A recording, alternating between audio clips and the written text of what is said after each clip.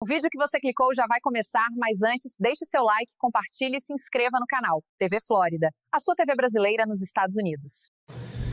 Eu assisti atenciosamente a cada minuto dessa sessão que aconteceu agora, nessa terça-feira de manhã, pela aceitação ou não da denúncia contra Bolsonaro e outras 6 pessoas. Nesse primeiro momento, as defesas tiveram ali um espaço para falar 15 minutos cada um defendendo o seu respectivo cliente. Então nós tivemos ali 7 advogados defendendo 7 pessoas que estão sendo acusadas pela denúncia do Paulo Gonet, fabricada junto com o Alexandre de Moraes e a parte da Gestapo, da Polícia Federal. Bom, o que eu percebi? Vou fazer um resumo aqui. O que eu percebi? E onde que eu estava apreensivo nesse dia de hoje? A defesa foi dada a defesa 15 dias para preparar a defesa, né? Enquanto a acusação teve 60 dias. E eles tiveram um plano. O plano era muito simples. Dar a eles menos tempo para poder preparar uma defesa e soterrar eles de informação, arquivos inúteis. Só para você ter uma ideia, foram 40 mil arquivos, mais de 100 mil documentos que foram jogados de forma desconexa, totalmente embaralhados, para que os advogados de defesa tivessem o prazo de 15 dias para preparar a sua defesa. A expectativa da Suprema Corte, do Moraes e do Gonet, é que eles fossem incapazes de, em 15 dias, fazer uma defesa decente, que eles ficassem atordoados, mas isso não aconteceu. A verdade é que os advogados foram brilhantes hoje. Eu vou ser sincero, a defesa que cada um fez ali, sem exceção, foi simplesmente brilhante. Obviamente, cada um focando no seu cliente. Agora, a defesa que o advogado do Bolsonaro fez, ela se sobressaiu. Todas foram muito boas, né? Provando, ponto a ponto, como que não existe tentativa de golpe. Não é que eles não estiveram envolvidos, não existiu tentativa de golpe, não foi assinado nenhum documento, não foi dada nenhuma ordem, e não só isso, provaram que até agora os advogados não tiveram acesso a todo o material apreendido. Para você ter uma ideia, eles não tiveram acesso a todos os áudios e todas as filmagens das delações de Mauro Cid, apenas os trechos que o Alexandre de Moraes decidiu que eles poderiam assistir. Então eles falam que eles estão lutando contra os melhores momentos da acusação, mas eles não podem ter os melhores momentos da defesa, que é onde eles podem tirar trechos de conversas dos acusados, dos seus clientes, e mostrar que a defesa está mentindo. Isso por si só deveria anular o julgamento. Só isso deveria ser o bastante para anular o julgamento. Então vamos lá, não tiveram acesso a todo o conteúdo, tudo que foi apreendido. Advogados que não tiveram acesso, por exemplo, aos celulares, às informações apreendidas no computador do seu cliente, para poder analisar se houve o contexto naqueles trechos que foram separados. Aqui. Naqueles trechos que foram separados. O advogado do Bolsonaro usou um termo que eu achei impressionante, que eu achei muito bom, que são os romancistas da Polícia Federal.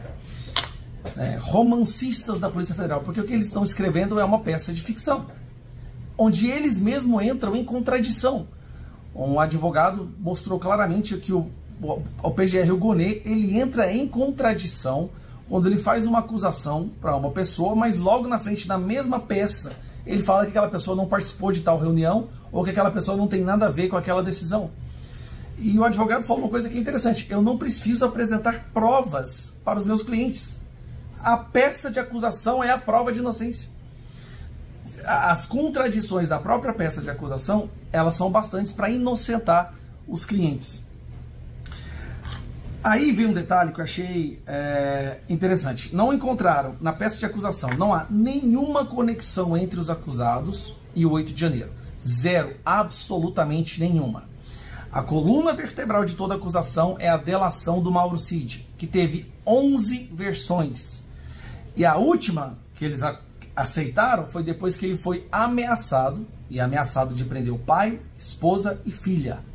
Isso mesmo, pai, esposa e filha foram houve uma ameaça de perseguição através do judiciário do Alexandre de Moraes, e aí ele deu a versão que estava corroborando com a Polícia Federal, ou seja, foi invertido.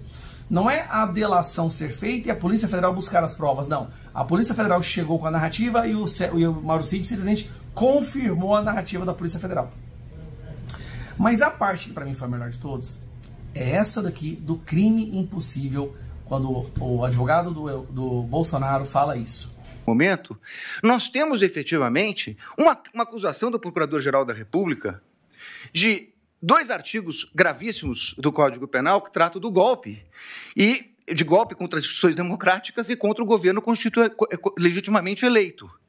Mas um minutinho só, estamos tratando de uma execução que se iniciou em dezembro de 21, tratando do crime do governo legitimamente eleito. Qual era o governo legitimamente eleito? O dele. Então esse crime é impossível, com todo respeito. Falar-se em execução de crime contra o governo legitimamente eleito, que era o dele. O governo legitimamente eleito veio no final do ano de 22, com as eleições.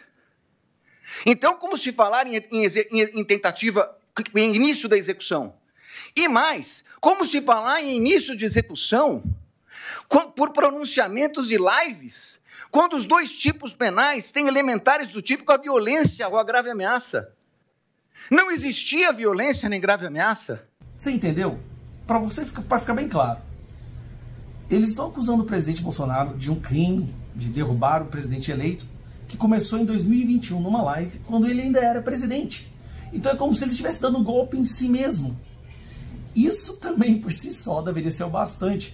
Gente, nós estamos falando aqui do momento mais vergonhoso, do nível mais baixo que a Suprema Corte Brasileira já chegou. Sinceramente, esse dia de hoje entra para a história como a maior vergonha que a Suprema Corte já passou em toda a sua história. Eu fico imaginando os antepassados, né, os anteriores ministros do STF, se eles pudessem ver isso agora. A vergonha que eles não sentiriam em ver o que a Corte se transformou. E um detalhe que eu reparei. Boa parte da acusação contra o Bolsonaro envolve liberdade de expressão. Vou te explicar por quê. Eles estão falando que devido a uma live que o Bolsonaro fez em 2021, acarretou nas manifestações do 8 de janeiro, quando ele incitou as pessoas a desacreditar das urnas e tudo mais. Então, peraí. Então, a fala do presidente Bolsonaro incitou pessoas quase 2 anos depois, a irem para as ruas e fazer vandalismo? Então eles querem condenar ele por um golpe por causa da fala dele, que causou uma consequência 2 anos depois para um grupo de pessoas à esplanada dos ministérios?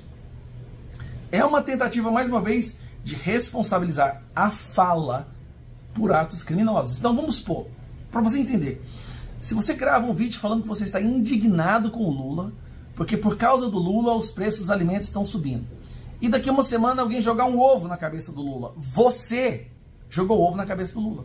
Você é responsável por esse ato antidemocrático se jogar um ovo na cabeça do Lula, porque em um momento você mostrou indignação pelas ações do presidente da República. Bolsonaro mostrou indignação com as ações do TSE, do STF, a população se rebelou 2 anos depois, ele é o culpado de tudo. Surreal o que está acontecendo no nosso país. Mas, para concluir, esse é o resumo, tá? Foi um momento de vergonha. Eu vejo que eles destruíram a acusação, o STF saiu dessa espancado, eles devem estar agora almoçando, preocupados. Obviamente o voto a gente já sabe, é tudo um teatro, não há justiça, mas que foi bom eles ali, Moraes, tendo que ouvir as pessoas destruindo tudo que ele fala para a imprensa e não tem ninguém para rebater, vale por si só. Então eu recomendo, se você quiser, tiver tempo, assista tudo, porque é um momento mais baixo da Suprema Corte Brasileira. Se você chegou até aqui, é um bom sinal. Para assistir os vídeos completos, acesse nosso site ou baixe nosso aplicativo totalmente grátis.